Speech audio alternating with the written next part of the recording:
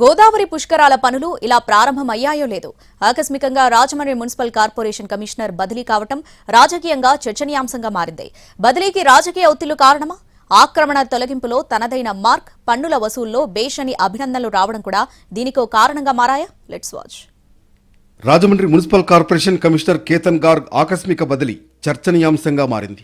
నిర్మోహమాటంగా పనిచేయడం, తప్పును తప్పుగా ఖండించడం, అధికారులు తప్పు చేస్తే మందలించడం వంటి విషయాల్లో ఈయన శైలి ఖచ్చితంగా ఉంటుందన్నది అందరి అభిప్రాయం. అయితే ఇంత నిజాయితీగా, నిబద్ధతగా పనిచేస్తున్న కమిషనర్ వేరే ప్రాంతానికి బదిలీపై వెళ్లడం ఇప్పుడు హాట్ టాపిక్ గా మారింది. కూటమి నేతలకు అనుకూలమైన వారికి పుష్కర పనుల కాంట్రాక్ట్ ఇవ్వడం లేదని, కాంట్రాక్టర్లు కమిషన్లు ఇవ్వకుండా అడ్డుపడుతున్నారనే ఆరోపణలు ఉన్నాయి.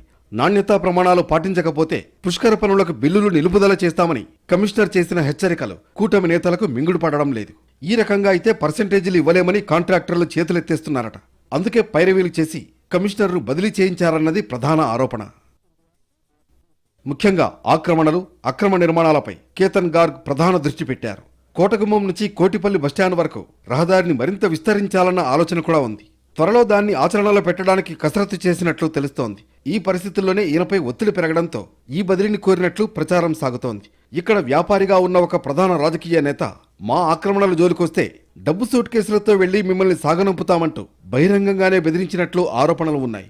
ఈ క్రమంలోనే ఆక్రమణల తొలగింపు చేపట్టి ఇక్కడి నుంచి బలవంతంగా పంపించారన్న వాదన ఉంది. ఇప్పుడు ఇదే విధంగా నగరంలో సక్రమ పాలన కొనసాగిస్తూ ప్రజల హృదయాల్లో మంచి అధికారిగా పేరు తెచ్చుకుంటున్న కేతన్ గార్గ్ విషయంలో చోటు చేసుకున్న పరిణామాల నేపథ్యంలో కూటమి నేతలపై విమర్శలు వెల్లువెత్తుతున్నాయి. ఆక్రమణల తొలగింపు ఖచ్చితంగా ఈయన బదిలీ వ్యవహారంలో కీలకంగా ఉంటుందనడంలో సందేహం లేదని ఖచ్చితంగా నొక్కి వక్కాణిస్తున్నారు. దీనికి తోడు ఇక్కడ కూటమి నేతల్లో ఉన్న గ్రూప్ విభేదాలు, వ్యవహారాలే బదిలీకి కారణంగా ప్రజల్లో హల్చల్ చేస్తోంది. ప్రస్తుతం ఈయనను బదిలీ చేసిన గ్రేటర్ విశాఖపట్నం కమిషనర్ స్థానం రాజమండ్రి కమిషనర్ కంటే ఉన్నతమైనదే. ఒక మహానగరానికి, ముఖ్యంగా రాష్ట్రానికి ఆర్థిక రాజధానిగా పేరొందిన నగరానికి కమిషనర్గా వెళ్లడం మంచిదే కావచ్చు. అయితే ఇదే స్థానాన్ని ఇక్కడికి రాకముందు కేతన్ గార్గ్ కోరినట్లు కూడా ప్రచారం జరుగుతోంది.